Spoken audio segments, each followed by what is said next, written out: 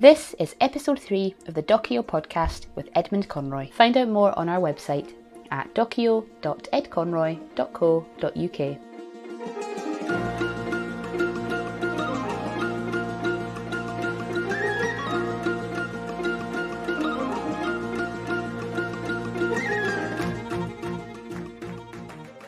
Hello and welcome to the third episode of the Docio podcast with me, Edmund Conroy. This is the first part out of 2 on the meaning of linguistics. Joining me today will be Professor Emeritus Frederick J Newmeyer from the University of Washington. Professor Newmeyer is a world-leading scholar on linguistics. Together we will be looking at the evolutionary origin of language, the politics of linguistics, autonomous linguistics, and how linguistic forms and grammatical features affect our thinking and conceptualization.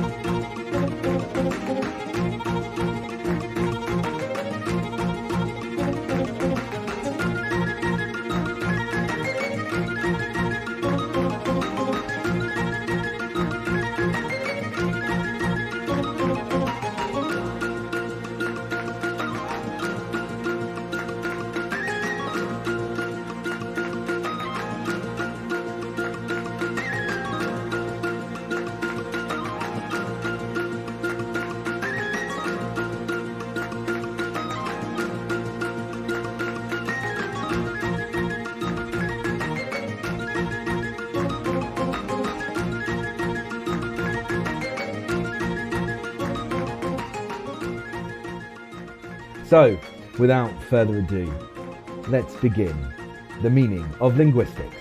Please welcome my guest, Professor Frederick J Newmeyer. Can you give a simplified definition of linguistics and a little of its history as an academic discipline? Okay.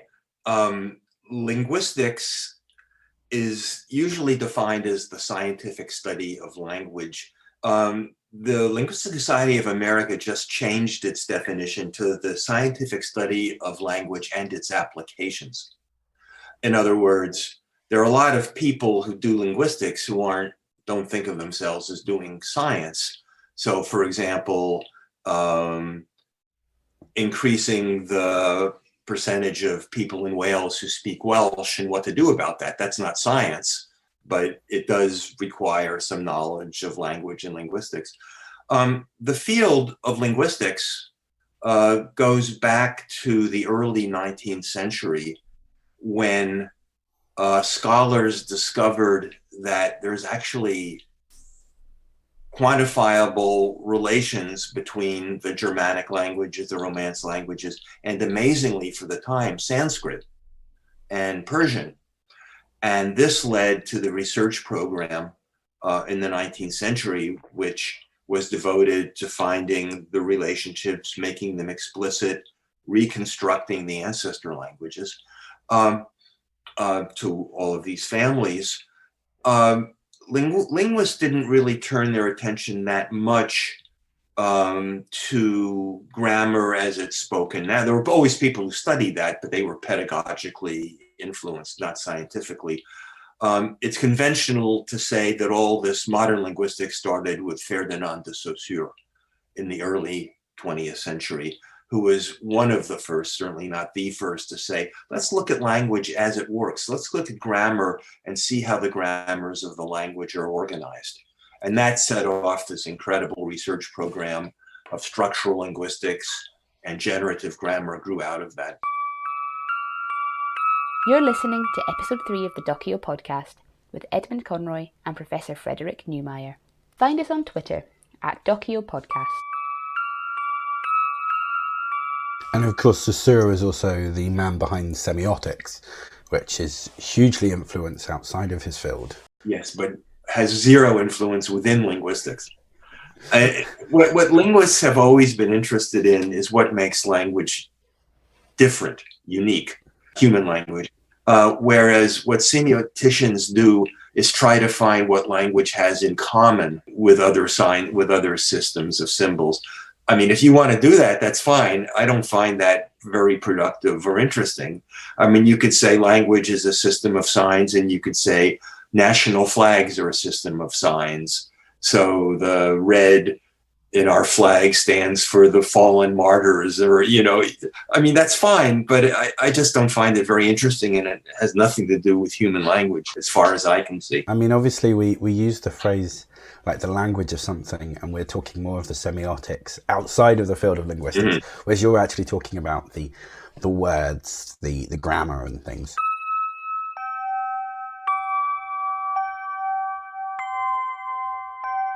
You're listening to episode 3 of the Docio podcast with Edmund Conroy and Professor Frederick Gneumeyer. Find us on Twitter at Docio Podcast.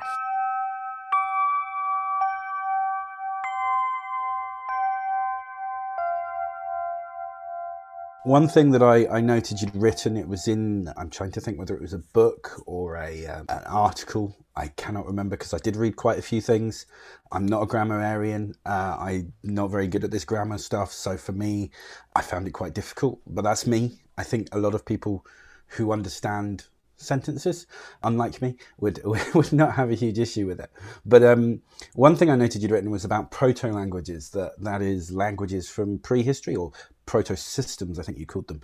Can you just explain a little about the kind of the origins of language and the proto-languages? How do we know of their existence? How they differ from language after kind of the rise of Homo sapiens? This is a really hard question, which doesn't stop now hundreds of people from trying to figure it out. The problem with language, of course, is it leaves no fossils, right? That's one problem. So you just can't look at the brain of a hominid of 1 million years ago and say, oh, this is what they could do with language. The other problem is the only records that we have are written records, and written records only exist going back 4,000 or so years, and only for a very, very small number of languages. So that doesn't give us a lot to go on. In other words, we can't just extrapolate back from even the oldest languages that we know about, the oldest Chinese or Sumerian or Egyptian or whatever. And then, because that is so recent. So it's a lot of speculation, which is not totally uninformed, but that's why there are so many different ideas about how language originated. Usually you look for clues. It takes some kind of advanced communication system to organize a hunt, to have a complex social structure, arguably to do complex art, although that's not clear. And so we look, anthropologists or linguists interested in these things, look to see when we have evidence for complex human organization. And then they say, well, we needed language for that. The problem is you get answers going back as recently as 100,000 years, maybe even less, to 1 million years. Also, we assume that language was simpler once. We have that to go on.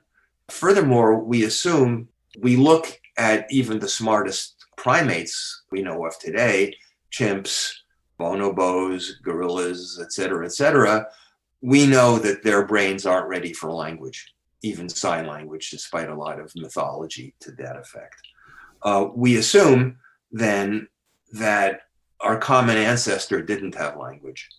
So that still gives us, but however, we know that ape cognition is fairly advanced. They have cognition without language. So we assume that at some point there was some rewiring, a mutation, if you will, in the brain of pre-humans that linked cognition to a vocal outputs, to the vocal tract, possibly to sign language abilities, signing abilities. There was some, and then after that, things happened really fast because the vocal tract changed less than 1 million years ago to make more speech sounds possible. In other words, we have the oral cavity, the pharyngeal pharynx, all of these things, nasal cavity, all working together allow for dozens, hundreds of different sounds, which makes communication by language easier. But when exactly this happened, how it happened, there has to have been a mutation, more or less by definition, brain rewiring. But when it happened and how it happened, we can only speculate.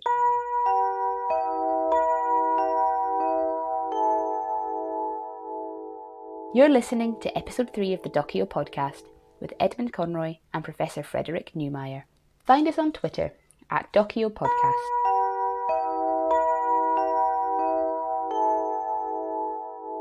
So the article I was reading, it seemed to talk a little bit about the grammar of these early proto-languages, specifically of Homo erectus. One assumes that's almost impossible to be sure about their grammar, as there is no written record. Right. It's usually you call what they had proto-language, which was basically words without grammar. And people look at the very earliest stages of pidgin languages today and say, well, maybe it looked like that. In other words, at some point, words, whether spoken or signed, developed, which corresponded to Homo erectus cognition. And then the big change is when grammar became possible. That is a rewiring to allow the expression of complex vocalizations that corresponded to the complex thoughts, which probably already existed, because ape cognition is so much more advanced than ape expressive abilities. So the potential for language was there. You're listening to episode 3 of the Docio podcast with Edmund Conroy and Professor Frederick Newmeyer. Find us on Twitter at Docio Podcast. Are we saying that kind of early proto-languages would have been, as you see it in the cavemen films of pointing and grunting? Or is that, but that's expressive. So I'm assuming it wouldn't have been like that at all, as far as we can tell. No, probably not. I mean, I would say at first there were words, and then there was grammar. And grunts, I don't know, there were probably grunts, long before that. But anybody, I mean, the cavemen as depicted were humans. I mean, they had family structures, they went out hunting, et cetera, et cetera. They probably had something that looked a lot like human language. Because this is probably what we call I mean, you can call anything a caveman, I suppose, but what we call cavemen probably represent early humans, not pre-humans.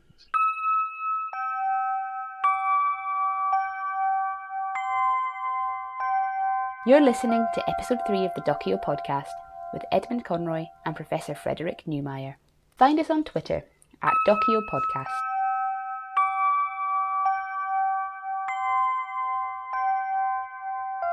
You mentioned that our nearest evolutionary cousins, the apes, that they're not even able to do sign language. Are you saying that the legendary, was it Lucy, wasn't actually sign languaging, or is that?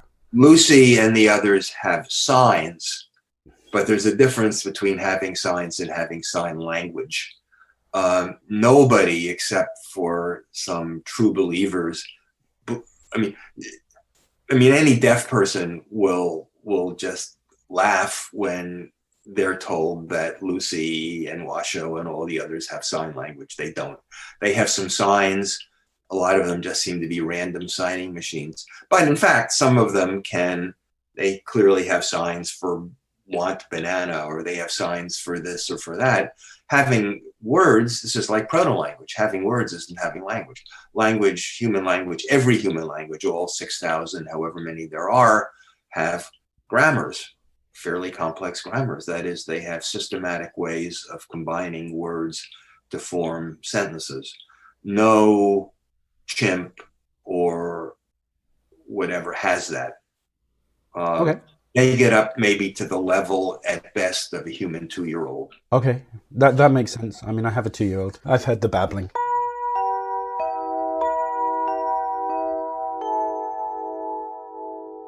You're listening to episode 3 of the Docio podcast with Edmund Conroy and Professor Frederick Newmeyer. Find us on Twitter at Docio Podcast.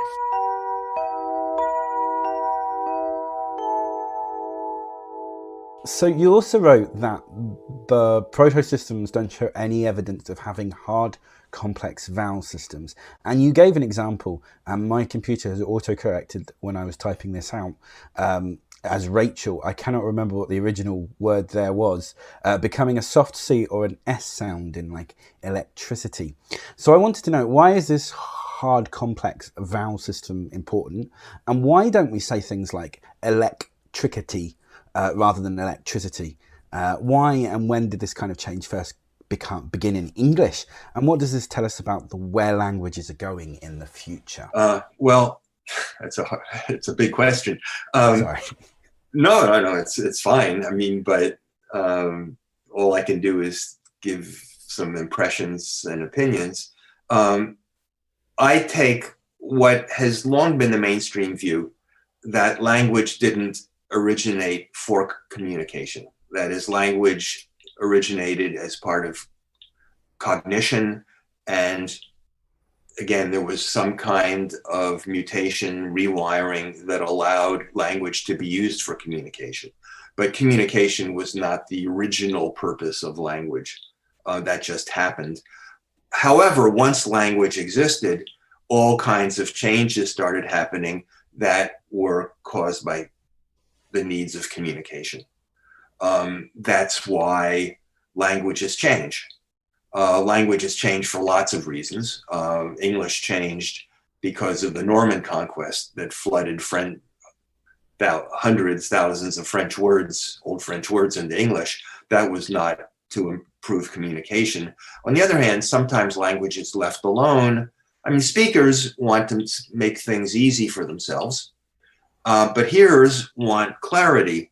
And so there's this constant back and forth between what the speaker would like and what the hearer would like. You can never go too far in one direction or the other, or language wouldn't be usable. And that's why all languages are in some kind of uneasy compromise. And that's why a language might change. Electricity, well, that goes back to changes in Latin, or actually Old French and then antecedent languages, where there were sound changes that made things simpler for the speaker. But, over time, things are not that stable. And so you go back and forth and back and forth.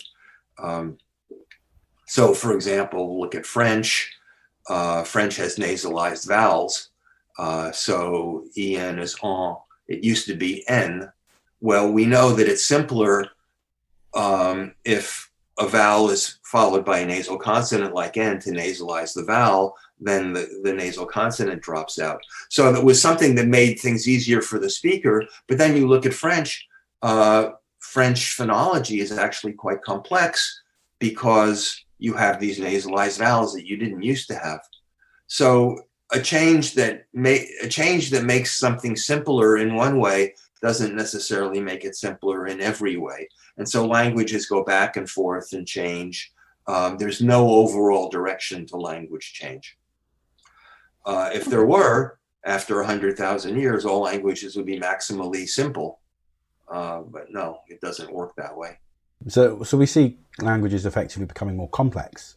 Is that what you're saying? Not necessarily more complex. There are changes you could call simplification, and changes that you could call complexification, complexity. And there's just it's kind of a recycling back and forth rather than an overall directionality.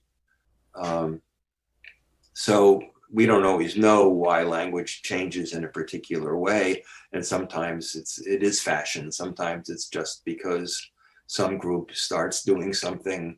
So for example, there was a big change in the pronunciation of English in the 18th century. And you may have heard that, in fact, North Americans speak English more closely to the way that Shakespeare did than you do, because in the 18th century, English in Britain, in the UK, changed. Not everywhere, certainly not in Scotland, but in a lot of parts of the UK where R stopped being pronounced at the ends of words in words like father, or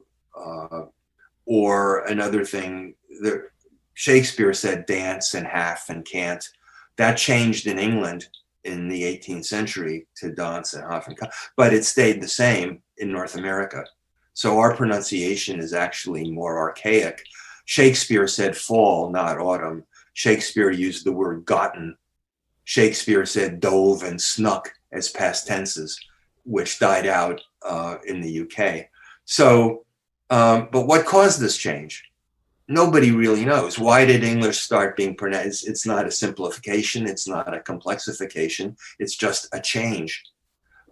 Probably there was some trendsetters in the London area who found a certain pronunciation, charming or fashionable, and it was imitated. So this is not a change that makes things more functional, more easy, or more difficult. So language changes for so many different reasons. You're listening to episode 3 of the Docio podcast with Edmund Conroy and Professor Frederick Gneumeyer. Find us on Twitter at Docio Podcast. So I've heard it said that the first English dictionary by Johnson and the proliferation of the printing press were really important to the standardization of English. But that's a very simplified answer, isn't it? Well, that certainly helped codify certain things in English, certainly spelling. That is, before, well, there were dictionary makers before Johnson, although he was certainly the most famous early one. Before that, people spelled words the way they felt like it, whatever sounded good to them. Shakespeare spelt his own name half a dozen ways, but never, as far as we know, the way that it's spelled now. And also dictionaries, grammar books helped codify educated speech. So in fact, making things up, like this bizarre thing where you shouldn't end a sentence in a preposition, that never existed in English. It was just made up out of the head of a grammarian in the 18th century.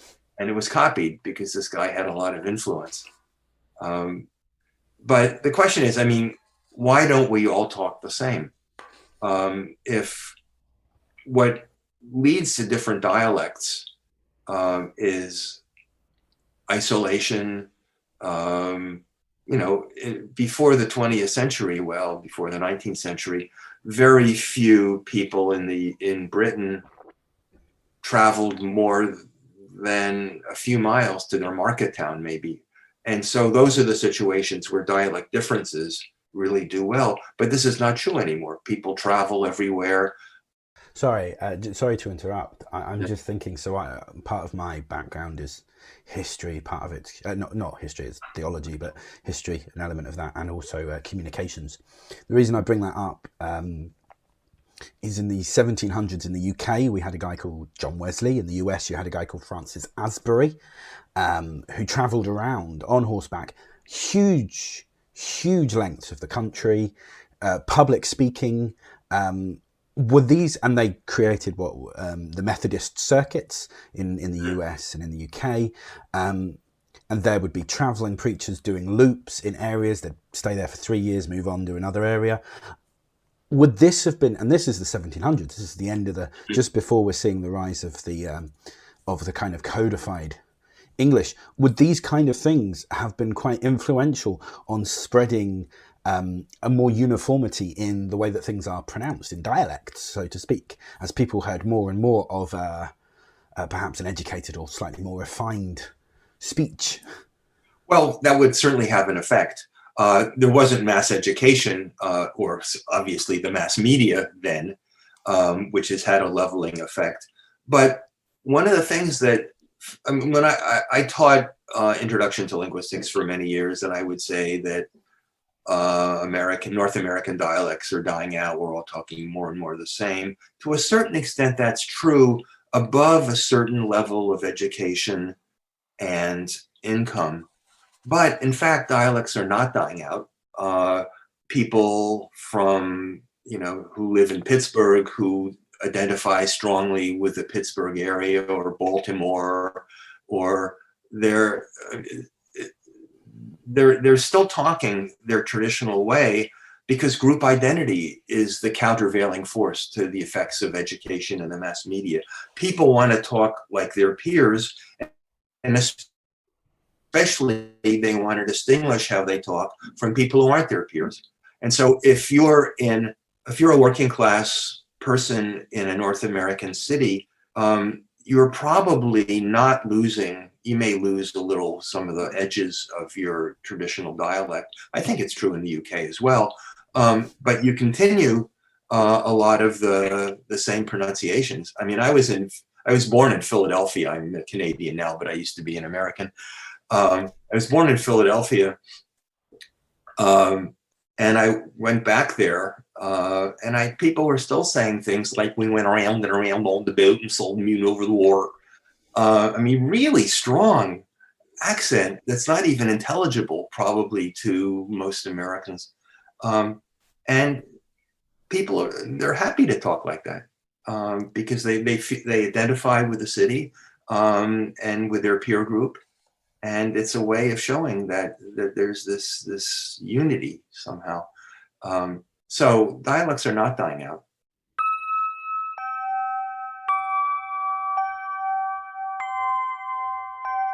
You're listening to episode 3 of the Docio podcast with Edmund Conroy and Professor Frederick Newmeyer. Find us on Twitter at Docio Podcast.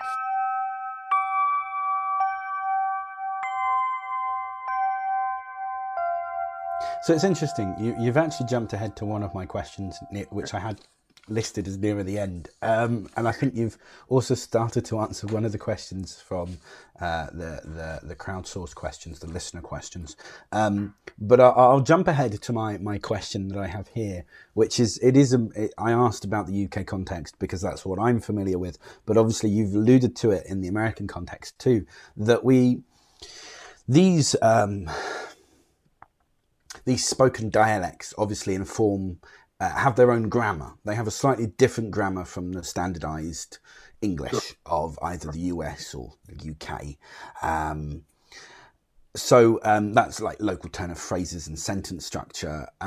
That's often laughed at within an educational system. Within educational systems, there's been a heritage of trying to quash these so that we all kind of speak this standard English. And it has meant that many people feel left out and excluded by the standard Englishes that we use in the UK. As I said, I actually wrote, I imagine the picture is not entirely different in the States. So quite often, if you don't speak well enough the standard English, you're made to feel slightly less intelligent. Is that true? Is your spoken grammar, and your dialect a sign of intelligence, or is that really just a snobbery?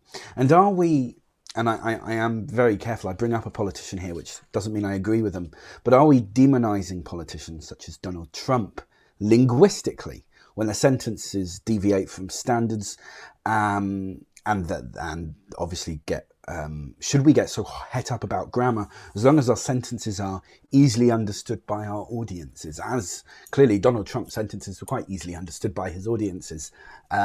Whether we agree with that audience is another matter, but he had an audience, he had a base, he spoke to that.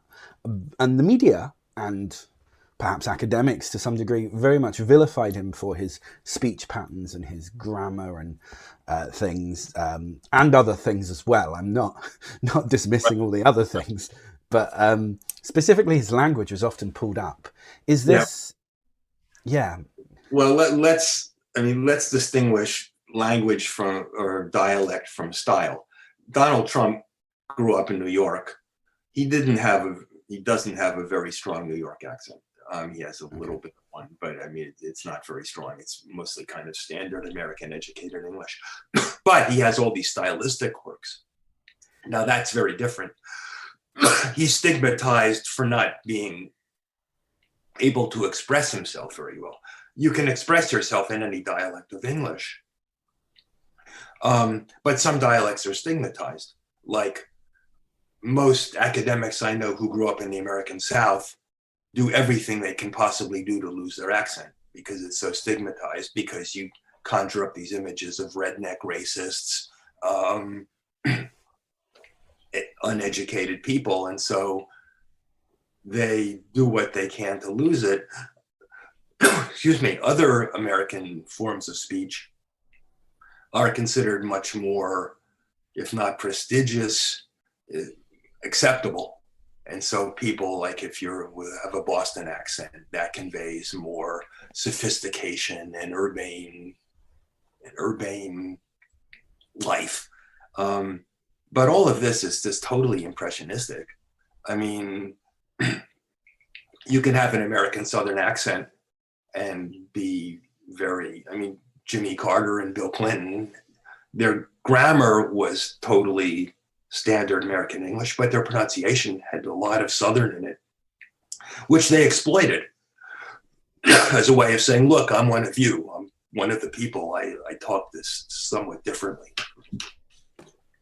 So stylistically, Donald Trump's language doesn't come from his speaking a particular dialect. The problem is it's the way he expresses himself. And you can express yourself badly or sloppily in any dialect. You're listening to episode 3 of the Docio podcast with Edmund Conroy and Professor Frederick Newmeyer. Find us on Twitter at Docio Podcast. Let's move on to the kind of the listener questions then. Stephen from Glasgow says, why do we distinguish dialects as distinct from languages? Well, there's an old saying, what's the difference between the language and a dialect? Well, a language is a dialect that has an army and a navy. In other words, there's no sharp distinction. And a lot of it is purely sociological. We talk about the Chinese language, or the Arabic language, even though people from Morocco and people from Iraq cannot understand a word of what the other is saying if they're talking their own Arabic.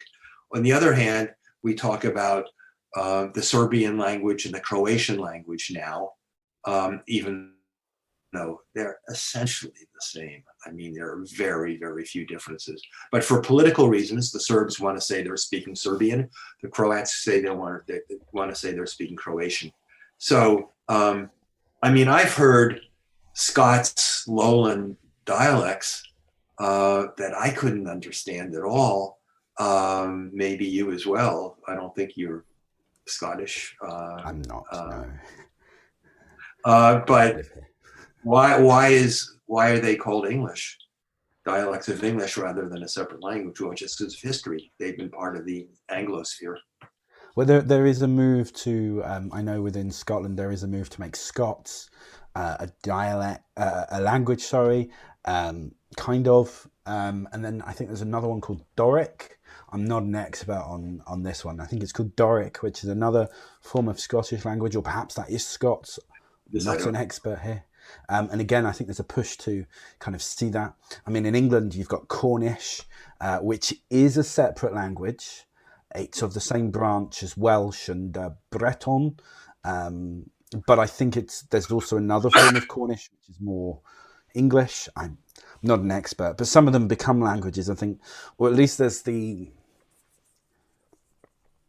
within the groups, they become, they're defended as though they're languages. So essentially, rhetorically, dialects, languages, it just depends on context. Would you have said? It depends more on politics generally than anything else. Norwegian and Swedish, they're very, very similar. They're certainly a lot more similar than broad Scots and educated Edinburgh English. Yet they're called separate languages because of the history. It's funny you should talk about Swedish. When I did my master's here at Stirling, I had a friend who was from Sweden, and he would talk about Norwegian sounding like drunk Swedish, and they had all of this, these comments about and yeah, I can't remember, but you went through the three kind of Scandinavian countries, Finland, Norway, and Swedish, and although they are different, there was this joke about one was more drunk than the other. In the way that it sounds and things. Danish is Norwegian spoken with potatoes in your mouth, that sort of thing. Yeah, I think that was it. I think Norwegian might have been spoken with potatoes in the mouth. Swedish was drunk Finnish or something like that, or I don't know. But I just think that's a funny description.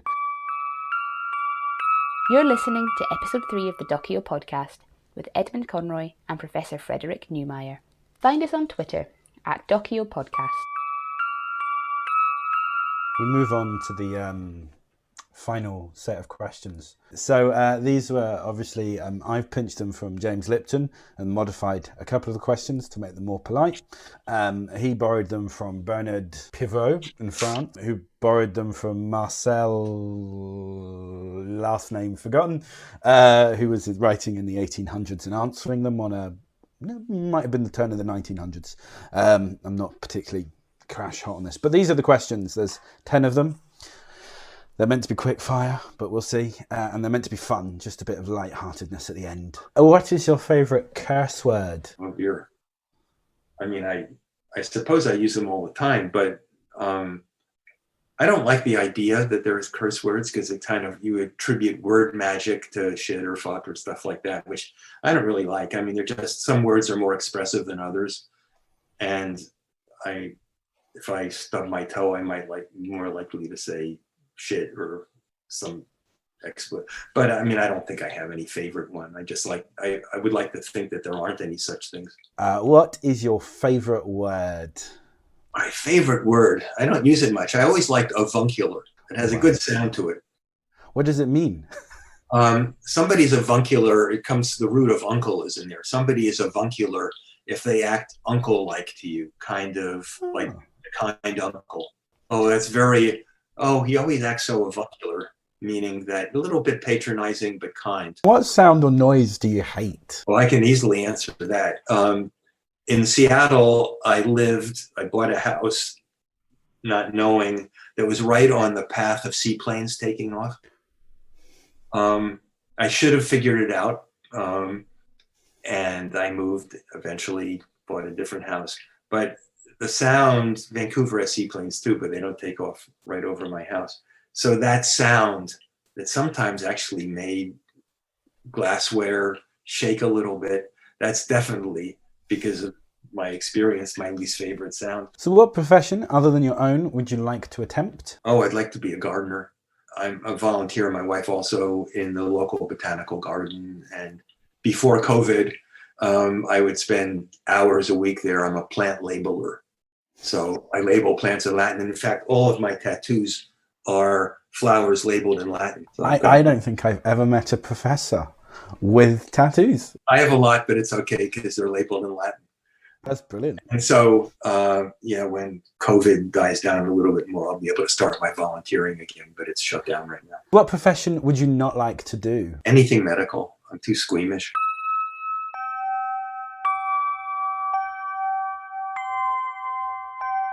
You're listening to episode 3 of the Docio podcast with Edmund Conroy and Professor Frederick Newmeyer. Find us on Twitter at Docio Podcast.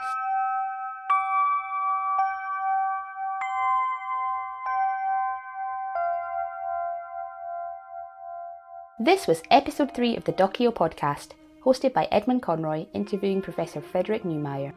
Find us on Twitter at Docio Podcast or on our website at docio.edconroy.co.uk. And please don't forget to subscribe using your favourite podcast listening platform.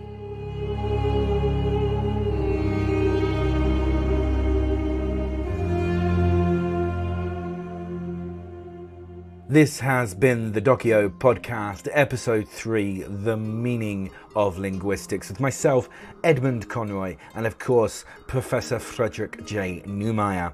That's all we have time for on this episode. Join me on the next one when I will continue my conversation with Professor Frederick J Newmeyer. Until next time, have a great life. Thank you and goodbye.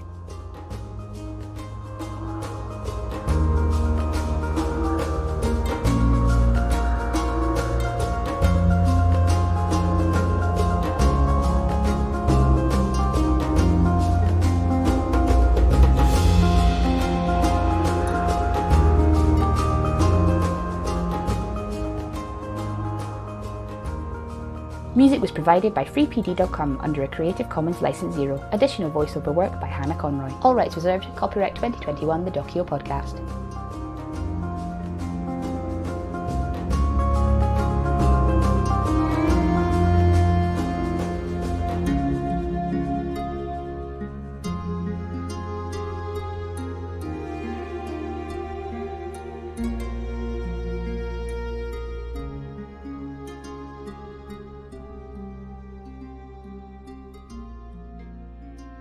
If you would like to support the Docio podcast, then please visit our website shop to purchase merchandise, or visit patreon.com/Docio to financially subscribe to the podcast. Your contribution alone could help the podcast make many more episodes.